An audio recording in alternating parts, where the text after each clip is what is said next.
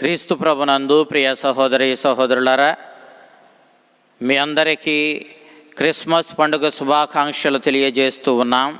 దేవుడు మానవుడై బలహీనుడు పాపి అయిన మానవుణ్ణి తన దైవత్వంతో నింపి మానవుణ్ణి దేవుడిగా మార్చినటువంటి ఈ శుభదినాన్ని మనమందరం క్రిస్మస్ పండుగగా కొనియాడుతూ ఉన్నాం.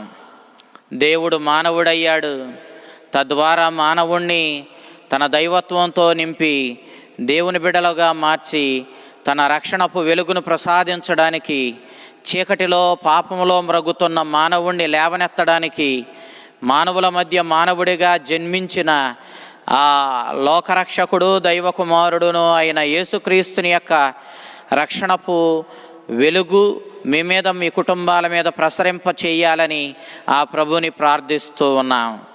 ప్రియదేవుని బిడ్డలారా, ఈనాటి దివ్య గ్రంథ పట్టణాలను ఈ క్రిస్మస్ పండుగ రోజున మనం చూసినట్లయితే, మొదటి పట్టణము యెషయా గ్రంథం 9వ అధ్యాయం 2వ వచనం నుంచి 7వ వచనం వరకు, సువిశేషం లూకా శుభవార్త 2వ అధ్యాయం 1వ వచనం నుంచి 14వ వచనం వరకు మనం ఆలకించాం.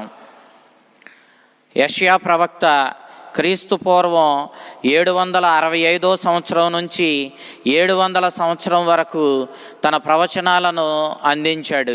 ఉత్తర దేశానికి చెందినటువంటి ఇశ్రాయేలు ప్రజలు క్రీస్తు పూర్వం 722 సంవత్సరంలో అసిరియా ప్రజల చేతుల్లో యుద్ధంలో ఓడిపోయి వాళ్ళు బానిసలుగా తీసుకొని పోబడ్డారు. ఆ విధంగా బానిసలైనటువంటి ఆ ఇశ్రాయేలు ప్రజలు అష్టకష్టాలు ఆ పరాయి దేశంలో బానిసత్వంలో అనుభవిస్తూ ఉండగా, యెషయా ప్రవక్త ఈ ఇశ్రాయేలులో వదిలిపెట్టబడినటువంటి వాళ్ళ వారసులను ఓదారుస్తూ ఈ ప్రవచనాలను చెప్పినట్లుగా మనము చరిత్రలో గమనిస్తూ ఉన్నాం. మీరైతే దేవుణ్ణి విస్మరించి ధర్మశాస్త్రాన్ని అశ్రద్ధ చేసి పాప ఫలితంగా మీరు పరాయి రాజులకు, ఆ అసిరియా రాజులకు, ఆ అన్య దైవాలను కొలిచేటటువంటి రాజులకు బానిసలయ్యారు. కానీ దేవుడు తాను చేసిన వాగ్దానాలను నిలబెట్టుకుంటాడు. అతడు నమ్మదగినవాడు, విశ్వాసపాత్రుడు. మన పూర్వీకులకు వాగ్దానం చేసినట్లుగా తన వాగ్దానాన్ని నెరవేర్చుకుంటూ తప్పకుండా దావీదు వంశంలో ఒక రాజులకు రారాజు, నిజమైన మెస్సయ్య అయినటువంటి ఆ లోకరక్షకుడు జన్మిస్తాడని చెప్పినటువంటి ఆ ప్రవచనాన్ని, ఆ వాగ్దానాన్ని దేవుడు నెరవేరుస్తూ ఖచ్చితంగా మీ మధ్యకు తన రక్షకుణ్ణి, ఆ మెస్సయ్యను పంపిస్తాడని, మంచి రోజులు మీకు రానయ్యున్నవని యెషయా ప్రవక్త ప్రవచించి ఇశ్రాయేలు వారసులందరినీ కూడా ఆనందంలోనికి నడిపించాడు. మనం సరిగా గమనించినప్పుడు తమ తల్లిదండ్రులు, తమ బంధువులు పరాయి దేశంలో అసిరియాలో బానిసలుగా ఉండగా మా జీవితాలు చీకటిమయమయ్యాయి అని చెప్పి ఇశ్రాయేలు ప్రజలు వాళ్ళ వారసులు రోదిస్తూ ఉండగా, ఆ సందర్భంలో మీ చీకటి బ్రతుకుల్లో వెలుగు నింపడానికి స్వయంగా దేవుడు చేసిన వాగ్దానాన్ని నెరవేర్చుకుంటూ ఆయన లోకరక్షకుని వెలుగు మీ మీద ప్రసరింప చేస్తాడు. ఆ రోజున మీకు ఇక ఈ దుఃఖము, ఈ చీకటి ఉండవు. శాంతి, సమాధానము, నీతి, న్యాయము వెలుగొందేటటువంటి గొప్ప రాజ్య స్థాపన చేయడానికి దావీదు వంశంలో లోకరక్షకుడు జన్మించబోతూ ఉన్నాడు. ఆయన మీ జీవితాలకు తన రక్షణపు వెలుగును ప్రసాదిస్తాడు అని చెప్పి మిమ్మల్ని ఆనందంలో ఓలలాడేలా అతడే మిమ్మలను బలపరిచి సంతోషపెట్టి నడిపిస్తాడు అని చెప్పి యెషయా ప్రవక్త ఉత్తర భాగంలో ఉన్న ఇశ్రాయేలు దేశాన్ని ఉద్దేశించి తన ప్రవచనాలను చెప్పడాన్ని మనం చూస్తూ ఉన్నాం. సమూయేలు 2వ గ్రంథము 7వ అధ్యాయము 14వ వచనం మనం చూసినప్పుడు, ఆ మెస్సయ్య దావీదు వంశంలో జన్మిస్తాడని చెప్పి ప్రవచించినట్లుగా మనం చూస్తూ ఉన్నాం. మిద్యానీయులను గిద్యోను అనేటటువంటి ఒక న్యాయాధిపతి ఓడించి ఇశ్రాయేలీలకు చిరస్మరణీయమైనటువంటి విజయాన్ని తీసుకొని వచ్చాడు. మనము న్యాయాధిపతుల గ్రంథము 7వ అధ్యాయం 1వ వచనం నుంచి 8వ వచనం వరకు మనం చూసినప్పుడు ఈ విషయాన్ని మనం గమనిస్తాం. ఆనాడు ఇశ్రాయేలు ప్రజలు మిద్యానీయులను తమను వేధిస్తూ తమను దోచుకుంటూ అనేక ఇబ్బందులకు గురి చేస్తున్న తమ శత్రువులైన మిద్యానీయులను గిద్యోను ఓడించి చిరస్మరణీయమైనటువంటి గొప్ప విజయాన్ని తీసుకుని వచ్చినప్పుడు ఇశ్రాయేలీయులు ఏ విధంగా ఆనందించారో ఆ విధంగా అంతకంటే గొప్ప ఆనందాన్ని చేకూరుస్తూ స్వయంగా దావీదు వంశంలో దేవుడు తన కృపతో కరుణతో అనుగ్రహించే ఆ మెస్సయ్య వారిని ఆదుకొని గొప్ప విజయాన్ని తీసుకుని వస్తాడని చెప్పి యెషయా ప్రవక్త మొదటి పట్టణంలో ప్రవచించడాన్ని మనం చూస్తూ ఉన్నాం. ఆ మెస్సయ్య సొలొమోను కంటే గొప్ప జ్ఞానం గలవాడు, దావీదు రాజు కంటే గొప్ప పరాక్రమం కలవాడు, మోషే కంటే గొప్ప సుగుణాలు కలవాడు. కాబట్టి అతడు ఆదర్శవంతమైనటువంటి రాజు అని చెప్పి ఆ రాజును దేవుడు కరుణతో దయతో మానవాళి మీద ప్రేమతో మానవాళి మధ్యకు పంపించాడని, కాబట్టి ఆ రాజు ఈ మానవాళికి ఇవ్వబడ్డాడని, ఆ బాలుడు ఈ మానవాళి కోసమే వచ్చాడు కాబట్టి ఈ మానవాళికి ఇవ్వబడిన గొప్ప వరమని చెప్పి యెషయా ప్రవక్త ప్రవచించాడు. ఇక సువిశేషానికి మనం వచ్చినట్లయితే సువిశేషం లూకా శుభవార్త 2వ అధ్యాయం 1వ వచనం నుంచి 14వ వచనం వరకు మనం చూసినప్పుడు అగస్తు చక్రవర్తి కాలములో జనాభా లెక్కల సేకరణ జరిగింది.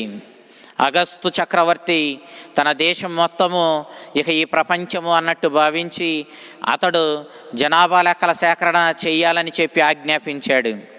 యూదులకు వారి యొక్క పూర్వీకులు నివసించినటువంటి గ్రామాలలో పట్టణాలలో వాళ్ళ కుటుంబాలకు సంబంధించినటువంటి వివరాలు ఉంటాయి.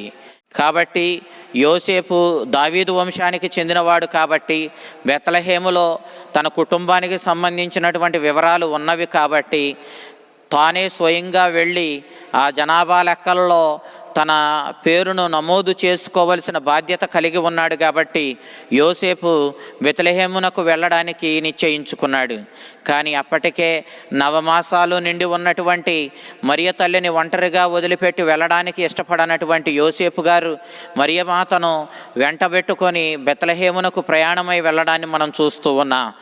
ఈ విధంగా ప్రవక్తలు ప్రవచించినట్లు, మరి ముఖ్యంగా మీకా ప్రవక్త ప్రవచించినట్లుగా లోకరక్షకుడు ఆ మెస్సయ్య దావీదు వంశంలో జన్మిస్తూ దావీదు నగరమైన బెత్లెహేములో జన్మించినట్లుగా ఇది తెలిసి చేసిన తెలియక చేసిన ఖచ్చితంగా దేవుని ప్రణాళిక నెరవేరేటట్లుగా మరియ యోసేపులు బెత్లెహేమునకు వెళ్ళడాన్ని లూకా సువార్తకారుడు మనకు తెలియచేస్తూ ఉన్నాడు.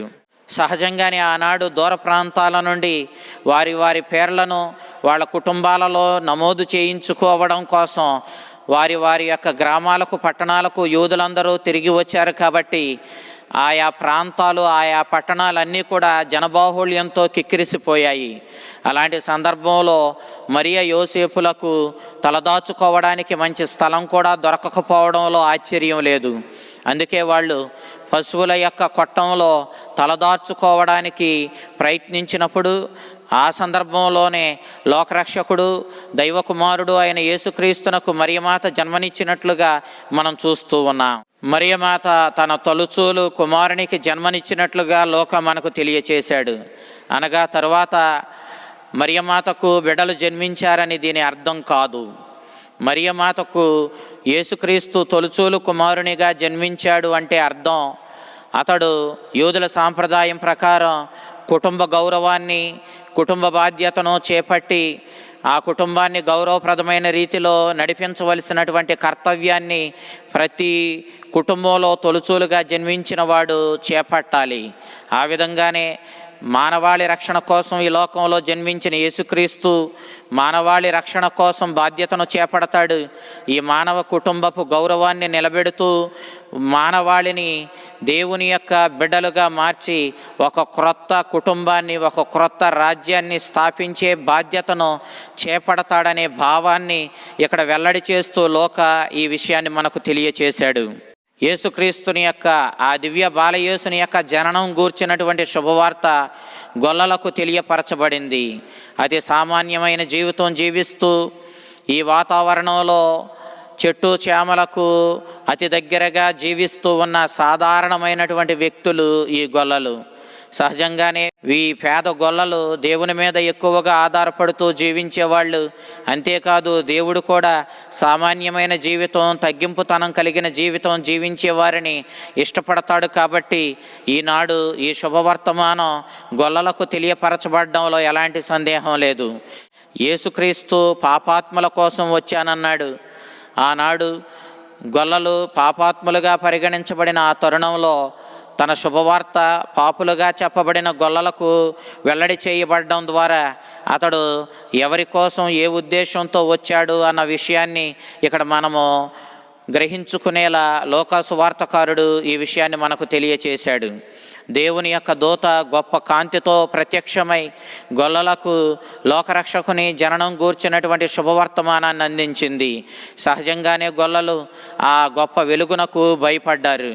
అయితే ఆ దేవదూత మీకు గొప్ప శుభవార్తను తెచ్చానని చెప్పింది. లోకరక్షకుని యొక్క జననం కోసం యూదులందరూ కూడా ఈ గొల్లలతో సహా అందరూ ఎదురు చూస్తూ ఉన్న తరుణం అది. అలాంటి సందర్భంలో మానవాళి రక్షకుడైన క్రీస్తు జన్మించాడన్న వార్త నిజంగానే గొప్ప శుభవార్త. అయితే ఈ యొక్క దేవదూత ఇచ్చిన సందేశంలో యేసుక్రీస్తు రాజులకు రారాజని, అతడు పూర్వం దేవుడు వాగ్దానం చేసినట్లుగానే దావీదు వంశంలో జన్మించాడన్న విషయాన్ని స్పష్టం చేస్తూ అతడు దావీదు నగరమైన బెత్లెహేములో జన్మించాడంటూ గొల్లలకు యేసుక్రీస్తుని యొక్క రాజరికాన్ని వెల్లడి చేస్తూ ఈ శుభవర్తమానాన్ని అందించినట్లుగా మనం చూస్తూ ఉన్నాం. ఆ సందర్భంలో స్వర్గం నుంచి దేవదూతలు దిగివచ్చి మహిమగీతాలు పాడుతూ మానవాళి రక్షణ కోసం ఈ లోకానికి తన కుమారుణ్ణి పంపించిన దేవుణ్ణి స్తుతించి వాళ్ళు కృతజ్ఞతలు తెలియజేస్తూ గొప్ప స్తోత్ర గీతాలు పాడినట్లుగా మనం చూస్తూ ఉన్నాం.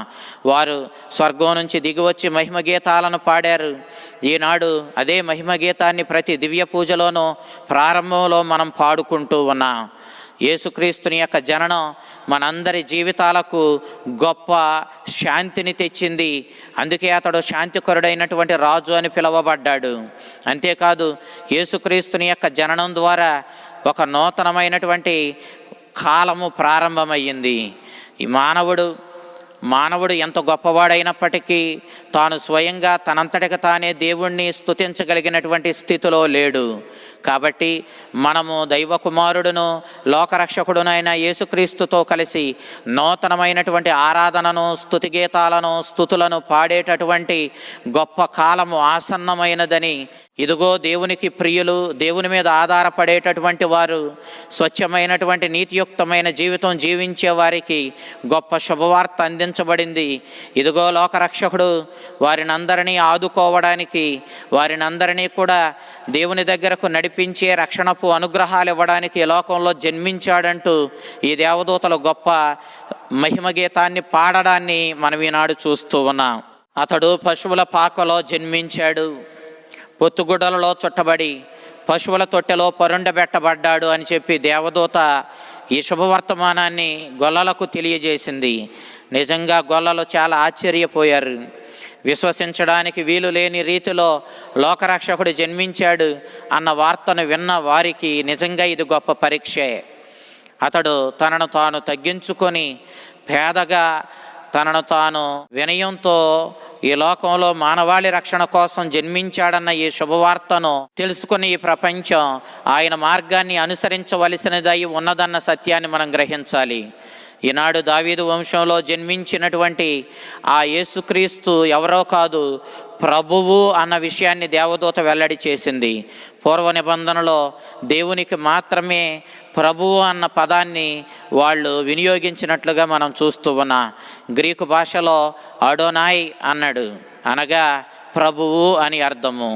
ఇశ్రాయేలు ప్రజల్ని ఐగుప్తు బానిసత్వం నుంచి విడిపించి వారికి అనేక విధాలుగా సహాయపడుతూ ఎడారి గుండా వారిని నడిపించి, పగటిపూట మేఘస్తంభంగా, రాత్రిపూట వెలుగు స్తంభంగా నడిచి మన్నా ఆహారాన్ని పెట్టి రాతి నుండి నీటినిచ్చి వారిని వాగ్దాన భూమికి దేవుడు నడిపించినప్పుడు అతడు మన ప్రభువు అని ఇశ్రాయేలీయులు గుర్తించి దేవుణ్ణి ప్రభువు అని పిలవడం ప్రారంభించారు.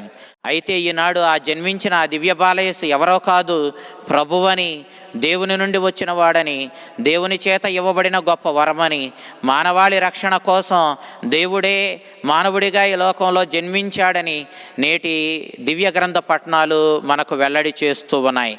ఈ సత్యాన్ని మనం గ్రహించుకొని ఆ దేవుని తనయుడైన యేసుక్రీస్తు వద్దకు వెళ్ళి అతడిస్తున్నటువంటి సందేశాన్ని స్వీకరించి వినయంతో తగ్గింపుతనంతో మన మధ్యకు వచ్చిన ఆ ప్రభువుకి మన జీవితంలో స్థానమిచ్చి మన జీవితాలను పాప మరణాలనే చీకటి నుండి క్రీస్తుని యొక్క ఆ దివ్య బాలయేసుని యొక్క రక్షణపు వెలుగులోనికి నడిపించుకుందాం. మన జీవితాలను ధన్యం చేసుకుందాం. ఆ చల్లని ప్రభువు, ఆ దివ్య బాలయేసు మిమ్ములను మీ కుటుంబాలను దీవించి కాచి కాపాడునుగాక. ఆమెన్.